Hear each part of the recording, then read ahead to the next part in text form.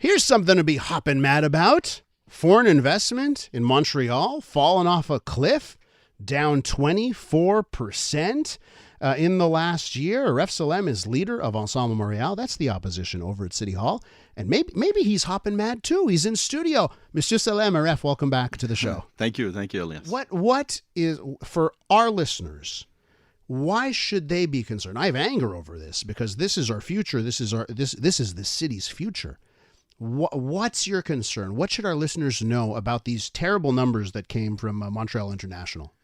I'm really worried as an elected official, as resident of the city of Montreal. We're talking here about 25% drops.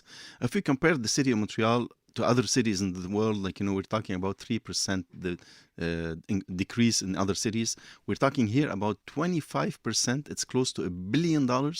And this is I'm worried as a city councillor. I'm worried as a resident of the city of Montreal. And as you said, this is the future of the city, and we're not building it today. So why is that drop happened? Because is the answer, well, look around the world, look around Canada, everything's just dropping, economy sucks. Or is there something special in the Montreal context that is making it worse? Well, it's a lack of leadership of the administration. That's for sure. As a mayor of Montreal, she should be all over the world right now telling the investors to come to Montreal. She should be putting Montreal on the map. That's what she's not doing at all. And I'm worried because, when I see the crisis in Montreal, when I see the housing in Montreal, the crisis of housing in Montreal, the Hippodrome, it belongs to the city. We can build tomorrow morning. Tomorrow we could, right? And there is nothing happened for the last 6 years, and we're waiting. They start their 7th years of administration, and nothing happened there. How can you be attractive? How can Montreal be attractive once you have a project that you can deal with as an administration and you're not dealing with? Obviously, for our listeners, they see those numbers and they'll actually point, and I would do that too. I wouldn't necessarily point the finger, hey, Valérie Plante should be on planes going around the world. I point more of the finger to Quebec City and some of the damaging decisions that have been made. Bill 96, and we could, you could debate the minutiae of Bill 96 and protecting the French language, but there is no question that it has caused a chilling effect amongst business, or they're like, oh my God, so many rules. My goodness, what do I have to deal with? And then, it goes down the path for the city of Montreal. So many rules and burdensome things on the housing front, regulations, 2020, all this kind of stuff. Absolutely. But how much, and I know there's been a battle, François Legault, Valérie Plante, butting heads on this. Yeah. Well, let's say you were in that position right now and the McGill Concordia comes up and Bill 96, would you have played that differently? Well, the problem now, you have to be... there's a lack of leadership. When I said a lack of leadership, it's a lack of leadership from the city of Montreal, from the administration of Montreal. Yeah, for sure. We were worried about this Bill 96 for sure, and the attractiveness of Montreal. It's affecting the attractiveness of Montreal. McGill, this university has a notoriety all over the world, and it attracts kids from all over the world, and that's what we want. We want the kids to come here, to stay here eventually after they finish their degrees. So for sure, it's affecting the attractiveness of Montreal, and we're talking one of the sum of University Concordia and so on. It's just that those very big decisions made out of Quebec City, not at City Hall. So, how much blame needs to go to François Legault, the CAQ government? How much of that 24% downturn does the blame go to Quebec City and not to Valérie Plante? You know what?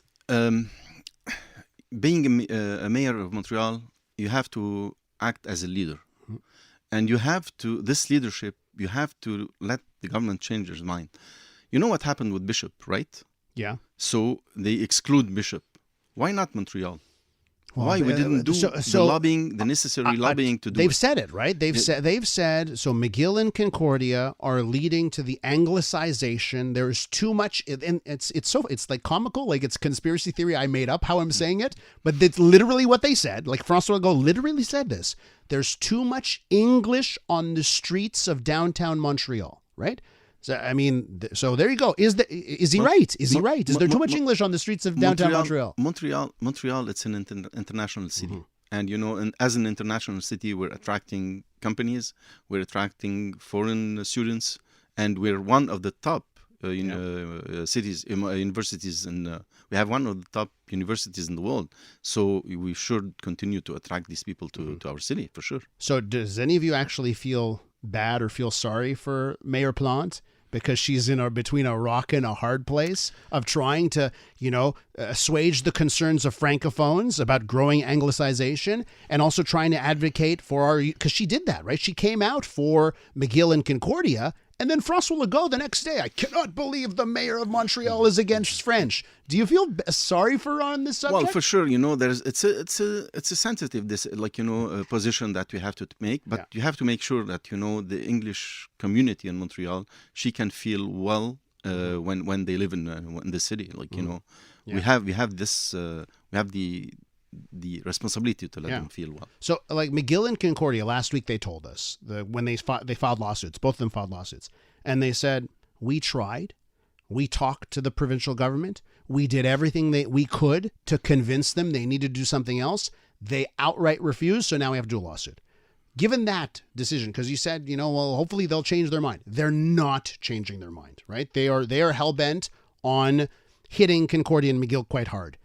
What would you as mayor of Montreal, what would you do, if anything, different than the current administration on that dossier? Well, basically, I can understand that, now the two universities, they went to court and there's, a procès there. So I think there's a case. So we have to see how it's going to end and how they will get to an end with this. Would you support their legal challenge, an illegal brief, or any type of? Would you write a brief for those court cases? Being in politics, there's so many ways to do things differently. You can take the phone, call the prime minister, the way that Bishop did it.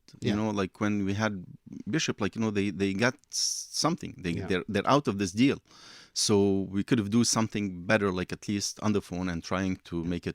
And listen, I don't want to make this a subject about language and universities. It does just seem to be tied, at least partially, to the cooling of demand to be a part of Montreal and invest in Montreal.